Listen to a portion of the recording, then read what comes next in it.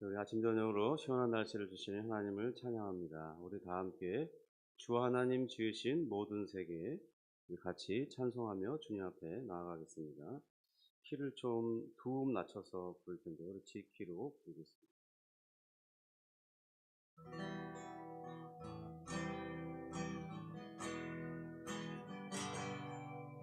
주 하나님 지으신 모든 세계 내 마음속에 그리워볼 때 하늘의 별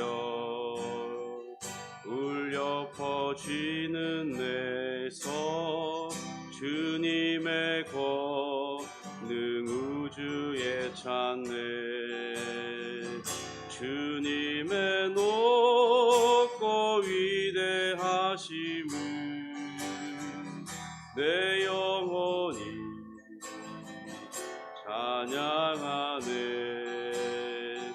주님의 높고 위대하심을 내 영혼이 찬양하네. 숲속이나 험한 산 골짜기에서 지저귀는 저 새소리들과 고요하게 흐르는 시냇물을 주님의 솜씨 노래하도다. 주님의 높고 위대하심을 내 영혼이 찬양하네. 주님의 높고 위대하심을 내 영혼이 찬양하네. 주 하나님 독생자 아낌없이 우리를 위해 보내주셨네. 십자가에 피 흘려 죽으신 주 내 모든 죄를 구속하셨네. 주님의 높고 위대하심을 내 영혼이 찬양하네. 주님의 높고 위대하심을 내 영혼이 찬양하네. 내 주 예수 세상에 다시 올 때 저 천국으로 날 인도하리. 나 겸손히 엎드려 경배하며 영원히 주를 찬양하리라. 주님의 높고 위대하심을 내 영혼이 찬양하네. 주님의 높고 위대하심을 내 영혼이 찬양하네. 내 영혼이 찬양하네. 내 영혼이 찬양하네.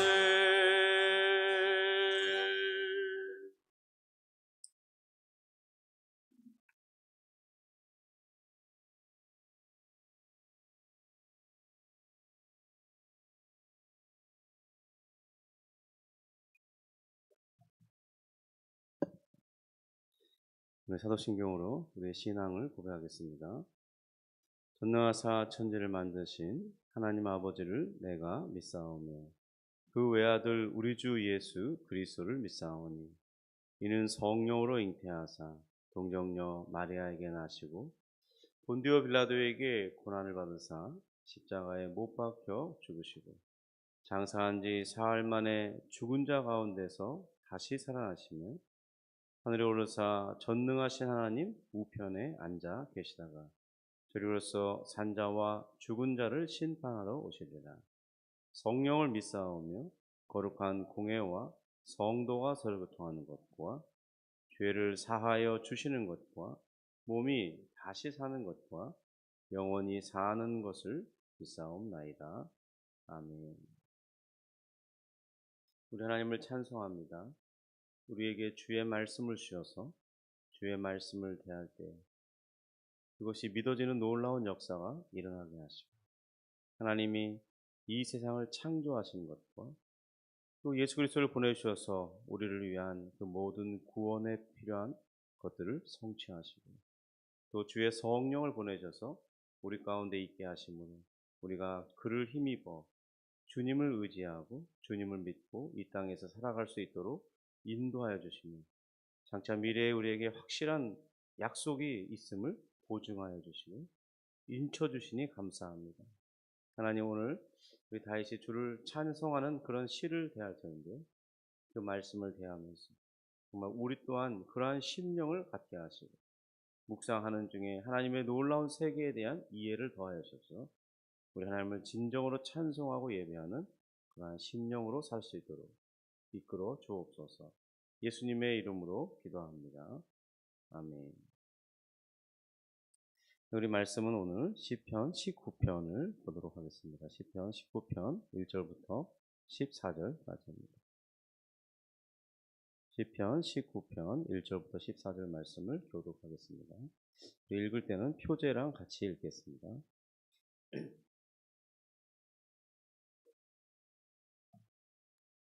여기 표제부터 있습니다. 다윗의 시, 인도자를 따라 부르는 노래. 하늘이 하나님의 영광을 선포하고 궁창이 그의 손으로 하신 일을 나타내는도다. 날은 날에게 말하고 밤은 밤에게 지식을 전하니 언어도 없고 말씀도 없으며 들리는 소리도 없으나 그의 소리가 온 땅에 통하고 그의 말씀이 세상 끝까지 이르도다. 하나님이 해를 위하여 그 하늘에 장막을 베푸셨도다.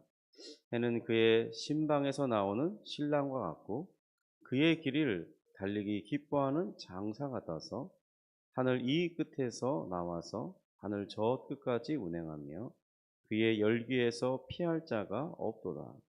여호와의 율법은 완전하여 영혼을 소성시키며 여호와의 증거는 확실하여 우둔한 자를 지혜롭게 하며 여호와의 교훈은 정직하여 마음을 기쁘게 하고 여호와의 계명은 순결하여 눈을 밝게 하시도다. 여호와를 경외하는 도는 정결하여 영혼까지 이르고 여호와의 법도 진실하여 다 의로우니 금 곧 많은 순금보다 더 사모할 것이며 꿀과 송이꿀보다 더 다르더라. 또 주의 종이 이것으로 경고를 받고 이것을 지킴으로 상이 크니이다. 자기 허물을 능히 깨달을 자 누구리요? 나를 숨은 허물에서 벗어나게 하소서. 또 주의 종에게 고의로 죄를 짓지 말게 하사 그 죄가 나를 주장하지 못하게 하소서. 그리하면 내가 정직하여 큰 죄가에서 벗어나겠나이다. 나의 반석이시요 나의 구속자이신 여호와여, 내 입의 말과 마음의 묵상이 주님 앞에 연합되기를 원하나이다. 아멘. 네, 오늘 말씀을 볼 때 그 시작이 마치 창세기의 그 1장의 창조 과정을 이렇게 보여주는 듯한 그러한 표현으로 가득 차 있습니다. 특별히 창세기 1장 1절은 위대한 선포로 시작하죠.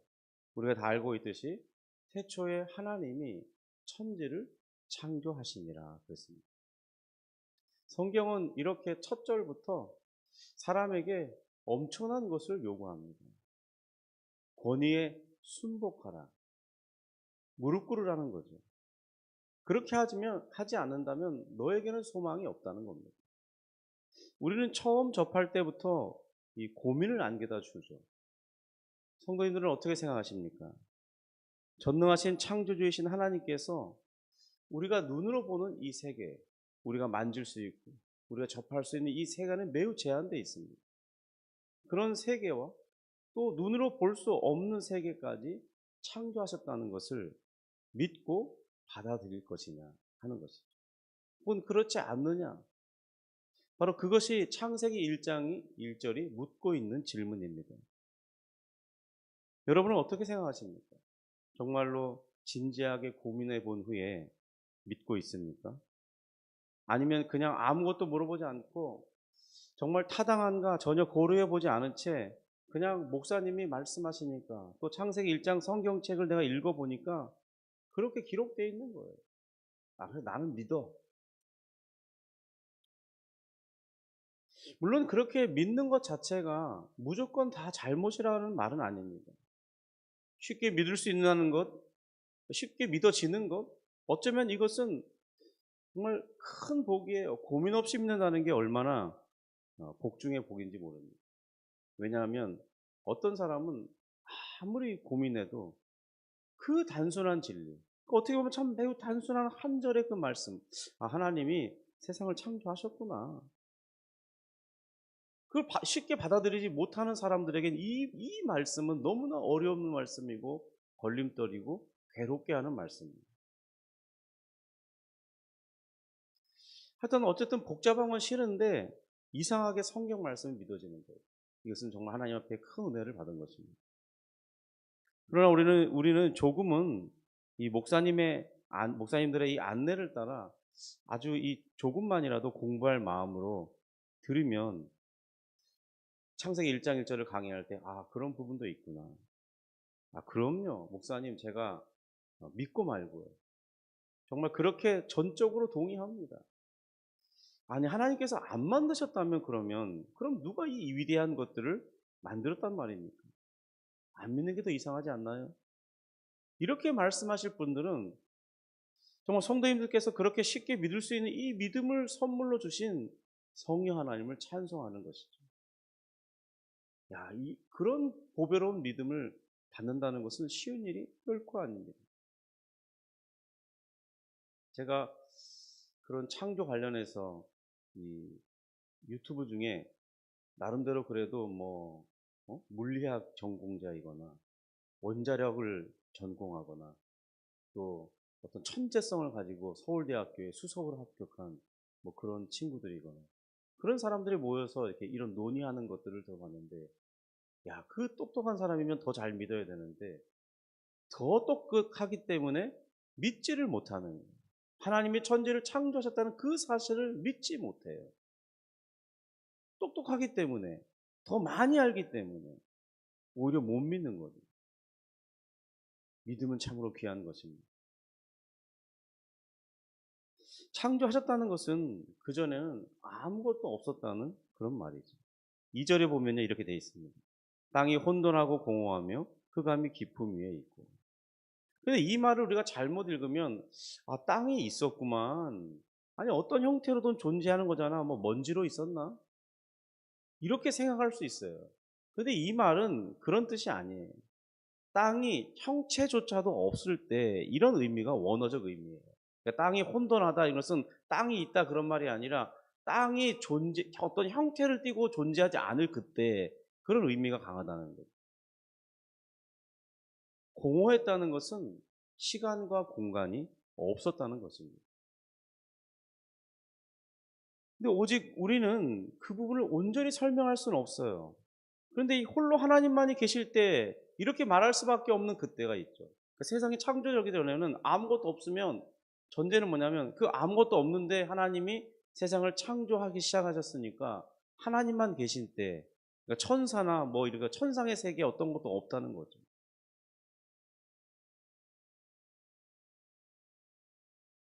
그때를 성경을 기록하는 것은 이미 창조된 이 피조 세계와 그리고 우리 이 인간이 존재한 이유잖아요. 그리고 또 타락한 이후에 한참 시간이 지나서부터 구전으로 전해오던 그 말씀이 모세에 의해서 첫 번째로 기록되기 시작했잖아요. 그러니까 어떤 인간의 그 이성의 이해를 돕도록 하기 위해서 마치 무엇인가 이미 있는 것을 동원해 그것이 없었던 때 이렇게 기록하고 있는 거예요. 그러니까 땅은 이미 있어요. 그러니까 땅이 없었던 때, 땅이 혼동하고 있었을 때, 그러니까 땅이 형체를 띠고 있지 않을 때 이렇게 말할 수밖에 없는 거죠. 그러니까 우리는 땅이 있다는 걸 생각할 수밖에 없어요. 땅이 없다는 건 뭐지? 생각할 수가 없습니다. 개념적으로.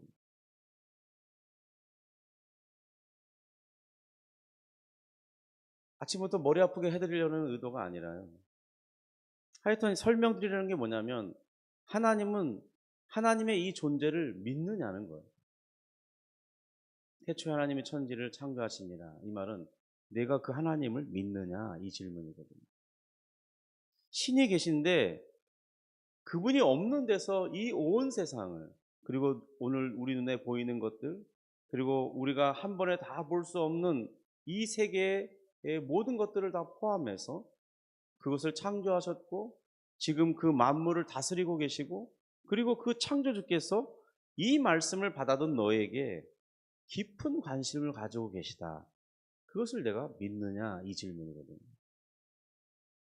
여러분, 창조주가 이게 서술됐다고 해서 창조주 하나님만을 믿어라 그 말이 아닙니다. 이걸 왜 기록했겠습니까?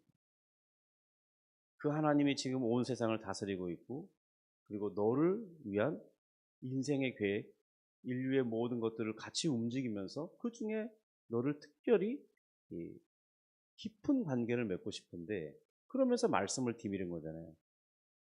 내가 그 하나님인데 바로 이 땅을 만든, 이 세계를 만든 존재야.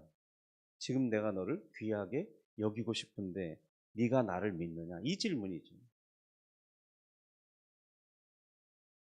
요즘은 이 과학의 발달로 두 가지 세계에 대한 이해의 폭이 엄청나게 넓어졌습니다. 하나는 거시적인 세계고 하나는 미시적인 세계입니다. 우리는 비행기를 타고 지구 한 바퀴를 날아본다고 해도 그 한 번에 그 지구를 다 볼 수는 없습니다. 저도 이제 미국 가면서 이 비행기를 타보는데 왔다 갔다 하면서 창가에 앉아가지고 아무리 봐도 뭐 약간 높은 곳에서 저쪽 끝에 뒤쪽 끝에, 근데 창가라 잘 보이지도 않아요. 근데 어쨌든 한 번에 다 볼 수는 없다는 거예요. 많은 걸 볼 수 있지만 한 번에 절대로 다 볼 수 없습니다. 그만큼 지구가 큽니다. 그것이 우리의 한계이죠.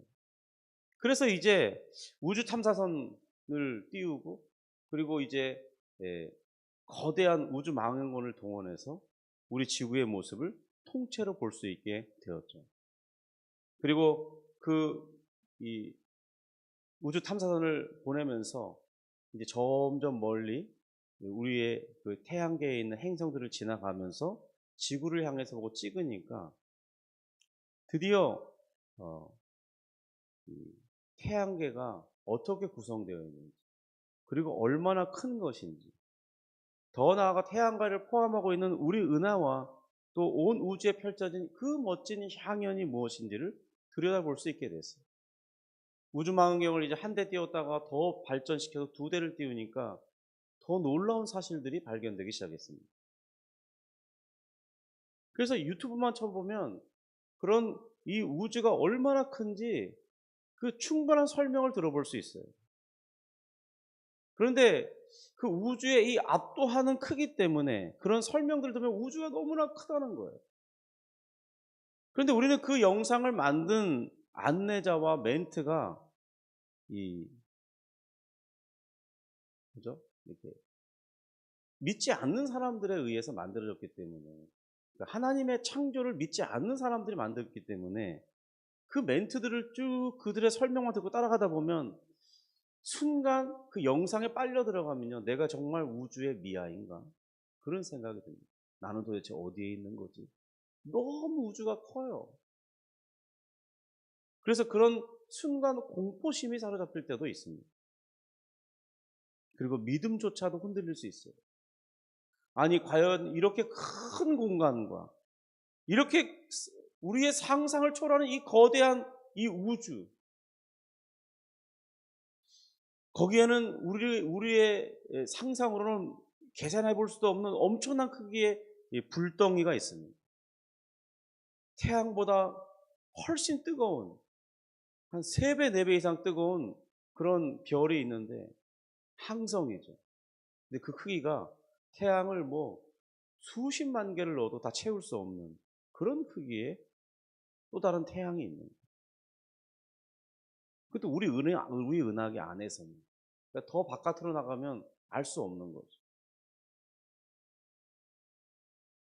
어떤 신비로운 구조들에 의해서 우주가 형성되고 있어요. 그래서 뭐 은하단이라는 말을 쓰고, 또 은하단이 여러 개 모이면 은하군이 되고, 뭐 또 우리는 북부 은하단에 속하고 있고, 뭐 그게 또 무슨 이렇게 막 이렇게 뭐죠, 이렇게 예, 식물의 뿌리처럼 막 그런 그 어떤 형태에 의해서 이렇게 형성돼 있고, 그런 은하계가 뭐 어떤 사람은 수조계다, 은하계가 우리 은하 하나 정도가 수조개가 아니라 그런 우리 은하가 수백 개, 수십 개가 모인 그런 은하 단위, 뭐 천문학적으로 엄청나게 많다.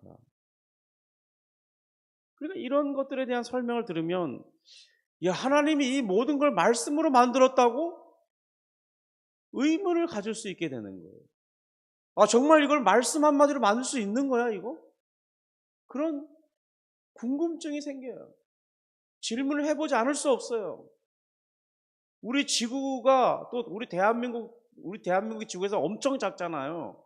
진짜 미국이나 중국이나 뭐 소련이나 엄청 큰 나라 한번 가보세요. 진짜 야, 우리나라는 왜 이렇게 적냐 그런 생각이 들어요. 그런데 우리는 그런 대한민국의 코딱지만한 군포시에 혹은 의왕시에 안양시에 그 엄청 작은 도시거든요. 그런데 그거를 하루에 다 돌아다니지도 못하고 그냥 거기서 왔다 갔다 왔다 갔다 이렇게 그럼 마치 온 세상의 고민을 다 지은 것처럼 괴로워하면서 살잖아요. 그런데 그렇게 사는 우리가 너무나 큰 개념을 받아들일 수 없기 때문에 정말 하나님이 지은 거 맞아? 그러니까 못 믿는 사람들이 그렇게 던지다 보면 하나님을 안 믿게 되는 거예요. 못 믿으니까 안 믿어지는 거예요.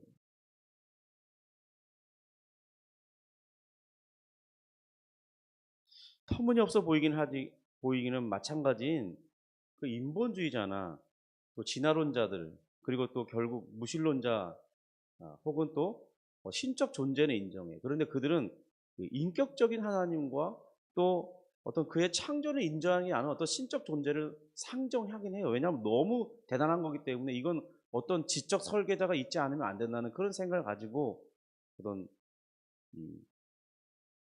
그런 주장들을 하거든요. 그러니까 그들의 어떤 주장도 허무맹랑하기 마찬가지예요. 그 가설과 가정이 완전히 맹신이에요, 맹신. 뭐 150억 년 전, 뭐 광년 전에 뭐 빅뱅이 일어나고 그거 다 가설입니다. 그랬을 것이다. 뭐 우리가 계산해 보니까 뭐 빛의 속도를 계산해 보니까 뭐 그럴 것이다. 그런데 우리가 창조론의 입장에 보면요, 빛은요 그들이 말하는 그 속도보다 어쩌면 더 빠르게 움직였을 수도 있어요. 그렇지 않으면 그들이 계산하는 수십만 년, 수백 광년 떨어진 곳에서 이 지구까지 빛이 올 수 없거든요. 우리 창조론의 입장에서 보면 절대로 그 빛이 우리까지 도달할 수 없습니다. 그리고 뭔가 우리가 알지 못하는 일들이 있다니요. 그 빛이 어떻게 우리의 눈에 오늘 비치는 것입니까? 150광년 전, 이렇게 뭐 100만 광년, 100광년 전에 떨어진 뭐 이런 그런 곳에서 빛이 어떻게 이렇게 올 수 있냐는 거죠. 근데 어쨌든 그 사람들의 그런 이야기에 그런 궤변에 듣다 보면 상당히 논리적이거든요. 나름대로 과학적 근거를 가지고 하는 것처럼 말해요. 그러니까 우리가 설득됩니다. 그럼 어느 나도 모르게 그런 영상을 보다 보면 그들과 함께 그 자리에 서 있을 수도 있는 거죠. 그렇지 않을 자신이 있다면요, 영상을 한번 찾아보셔도 좋을 것 같아요. 그런 영상을 보면요, 와, 와, 정말 하나님은 대단하시다. 위대하시다. 야, 이건 말로 표현할 수가 없는 거구나. 어떻게 이런 놀라운 것을 만들 수 있을까? 그분은 진정으로 영광 가운데 계시는 것이다. 완전한 빛 가운데 거하시는 분이시다. 오늘 시편 19편을 지은 다윗의 고백처럼 그렇게 고백하게 될 수밖에 없어요. 그런 믿음에 대해서 흔들리지 않을 자신이 있다면 우리는 그런 영상 하나 보더라도 정말 우리 입장에서, 하나님을 믿는 입장에서, 야, 하나님이 이렇게 위대하게 이 우주와 이 세상을 창조하셨구나, 그런 이해해 보는데 많은 유익과 우리의 이해를 넓히는데 도움을 줄 것입니다. 또 한 가지 세계는 이 미시의 세계예요. 그런데 지금 그 미시의 세계를 우리가 보고 접하는 시대가 되었다는 거예요. 이제는 이 컴퓨터도 양자 컴퓨터를 논하는 시대예요. 양자라는 게 무엇입니까? 저는 잘 모르는데 그 원자의 그 뭐죠, 이렇게 그 핵 안에서 이렇게 움직이는 막 음화 전하가 막 있잖아요. 뭐 어쨌든 그런 것들이 막 움직이면서 거기서 벌써 발생하는 어떤 그런 값들을 가지고 컴퓨터를 움직이다, 뭐 그런 거잖아요, 기본 개념이. 거기에다 이제는 인공지능이 있고, 와, 사람보다 엄청 똑똑해요. 이제는 목회자들도 챗GPT를 전문적으로 뭐 $20씩 주면서 이용하지 않으면 뒤처지는 시대가 됐어요. 와, 웬만한 이 대기업 비서보다 훌륭하대요. 진짜 엄청 잘해준답니다. 저는 뭐 $20짜리는 안 써보기 때문에 모르는데 저도 언젠가 써야 될지도 모를 것 같아요. 아, 엄청 탁월하답니다. 그래서 그걸 지금 가르쳐 주려고 막 각종 세미나가 그냥 전국에서 열리고 있어요. 또 인간과 거의 유사한 이런 관절의 움직임을 할 수 있는, 우리처럼 움직이는데 거의 90%까지 이상 구현해낼 수 있는 그런 로봇들이 개발되고 있습니다. 그리고 이제는 가상의 세계와 현실의 세계를 구별하기 어려운 그런 과학 발전까지 구현해내는 시대가 됐어요. 근데 그런 시대를 표현하기 위해 과학은 얼만큼 발전하느냐? 자꾸 미시의 세계로 들어가는 거예요. 크기를 줄여야 되니까. 그러다 보니까 이게 나노의 세계를 말하기 시작했어요. 세계 최고의 수준을 걷는 그런 기업들의 이 성패가 어디 있냐면 얼마나 작게 만드냐는 거죠. 사실 뭐 저는 잘 모르지만 CPU나 램 같은 그 안에 들어간 칩들이 다 그 트랜지스터거든요. 트랜지스터를 얼마나 작게 작은 공간에 얼마나 많이 때려 넣느냐, 이게 나노 공정이거든요. 그러니까 심지어 작다 보니까 물질의 가장 작은 단위인 양자의 영역까지 다루고 있는 것이죠. 그런 건 우리 눈에 보이지도 않고 볼 수도 없어요. 만져지도 않는 그 세계를 사람들은 경쟁 속에 생사를 다투고 있는 것입니다. 회사의 기업의 존폐가 달려 있어요. 사실 이런 미시의 세계는 그 작은 하나하나의 단위가 또 하나의 거대한 우주와 같이 정말 이 작은데 그 들여다볼수록 엄청난 큰 세계라는 걸 보게 되는 거예요. 생명의 어떤 세포와 세포를 쪼개서 들어가다 보면요, 정말 놀라운 신비한 일들이 정말 많아요. 그것들이 보여주는 이 신비로운 세계와 움직임, 서로가의 연계성, 또 유대성, 그런 것을 통찰해 보면 사람은 심히 이 경외감에 사로잡히지 않을 수 없습니다. 야, 어떻게 이런 것들을 만들 수 있지? 야, 어떻게 이런 정말 사람이 과히 만들 수 없는 이런 정말 이 정교한 기계를, 그것도 살아있는데 어떻게 이것이 가능하지? 이건 이렇게 정교한 것을, 아무리 작더라도 그렇게 정교한 것을 누군가 만들지 않으면 안 된다, 이런 결론에 이르게 되는 거죠. 그래서 이것이 얼마나 재미있는지 천문학자들이나 어떤 과학자들 중에는 그 한 영역에 미쳐가지고 일평생을 그걸 연구하는데 자신의 모든 생애를 다 바쳐요. 제대로 삶을 누리지도 못해요.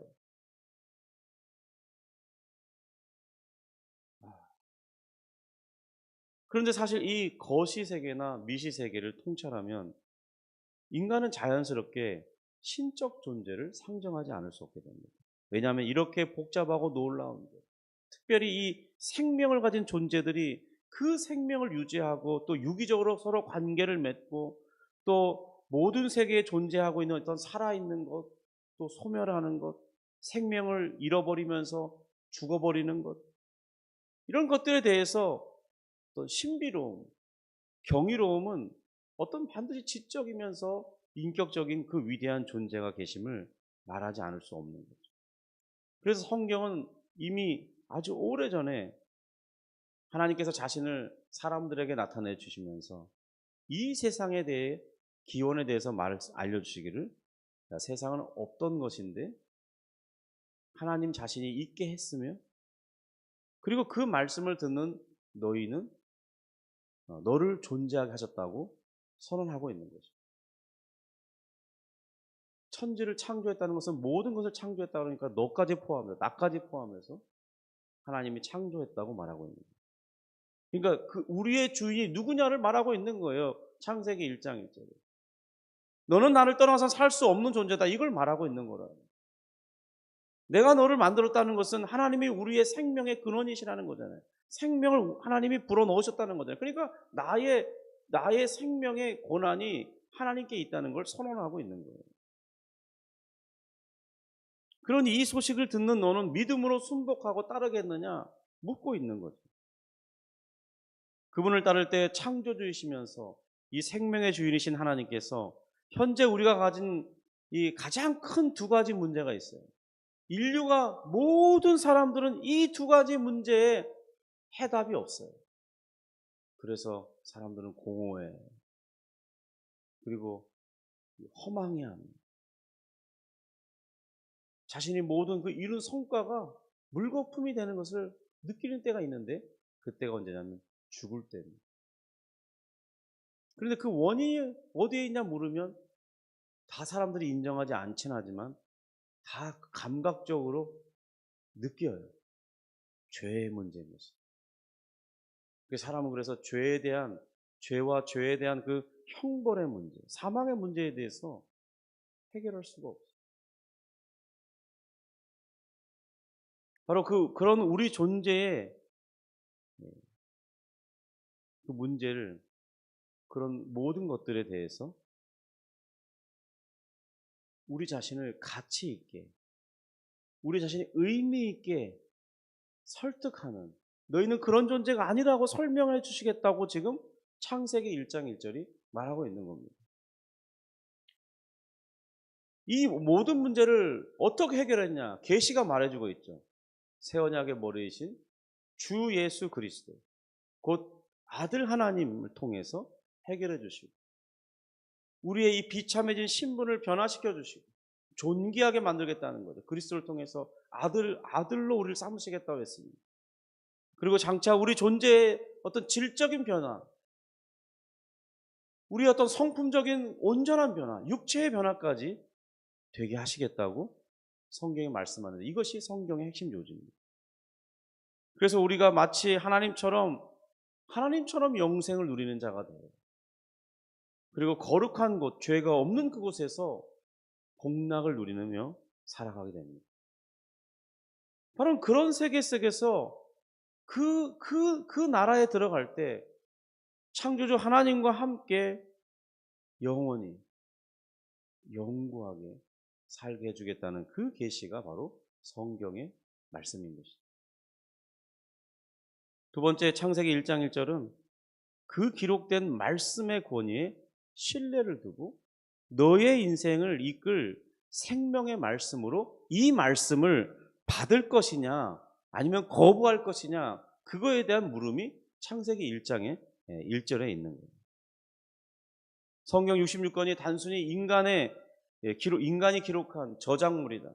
그래서 실제로 오류가 있고 또 있을 수 있다고 믿을 것인지, 아니면 그렇지 않다, 하나님께서 사람을 동원해서 사람의 어떤 심령을 감화시켜서 이 계시를 기록하게 했지만은 성령의 영감으로 신비롭게 기록된 이 말씀은 결코 오류가 없는, 하나님의 뜻을 전달하기에 아무런 문제가 없는, 하나님께서 우리를 향한 그 마음이 온전히 다 여기에 담아 있는 충분한, 우리가 어떻게 살아야 될지, 우리가 어떤 존재인지, 무엇을 하며 살지 충분히 계시되어 있는 말씀으로 받을 것이냐, 이것을 묻는 질문이 태초에 하나님이 천지를 창조하십니다. 그 말씀 속에 질문하고 있는 거예요. 우리가 왜 이런 물음을 우리 자신에게 던져보야 하느냐고 묻는다면, 그래야 지금 이 시편 19편을 쓴 다윗의 이 시를 이해할 수 있는 기초가 준비되기 때문입니다. 이런 부분이 있다는 것을 이해하지 못한 채, 하나님의 천지 창조가 무슨 의미를 갖는지 이해하지 못한 채 이 19편을 봐봐야 별 감흥이 없어요.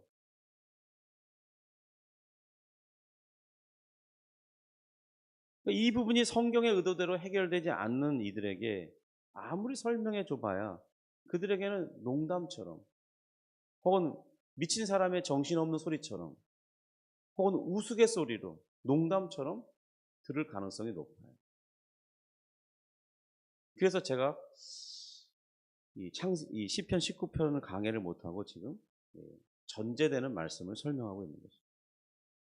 우리 드디어 이제 1절 한번 읽어보겠습니다. 1절 시작. 하늘이 하나님의 영광을 선포하고 궁창이 그의 손으로 하신 일을 나타내는도다. 정말 이 한 사람의 묵상 속에서, 야, 이런 것이 얼마나 위대한 통찰입니까? 천지 창조로 인해 만들어진 이 세계, 또 보이는 세계와 보이지 않는 세계에 대한 얼마나 바르고 합당한 표현입니다. 이 세상의 모든 하늘의 세계들이 하나님의 그 영광을 소리지르고 있다, 나타내고 있다. 근데 이것은 믿음의 눈을 갖지 못한 사람에게는 그렇게 보이지가 않아요. 또 이 세상에는 보이는 세계가 있지만 또 보이지 않는 세계가 있잖아요. 우리가 지금 보고 있는데 이 보이지 않는 세계가 여기에도 있죠. 공기는 지금 이 선풍기를 틀면 바람이 오는데 뭔가 전달하는 물질이 있다는 걸 알지만 우리 손에 아무리 만져봐야, 뭐 이렇게 흔들어봐야 이게 이렇게 바람처럼 이렇게 어떤 감각이 있어 뭐가 있다는 건 느껴지는데 이게 보입니까? 또 무선 기능이 있는 모든 핸드폰들의 이 수많은 전파들이 여기서 온갖 잡동사니로 다 지나가고 있는데 그거 볼 수 있습니까? 그런데 그런 보이지 않는 세계가 있다는 것을 이 사람들이 또 과학적인 기계를 개발해서 또 보잖아요. 이렇게 전파가 이렇게 흘러가고 있다고 막.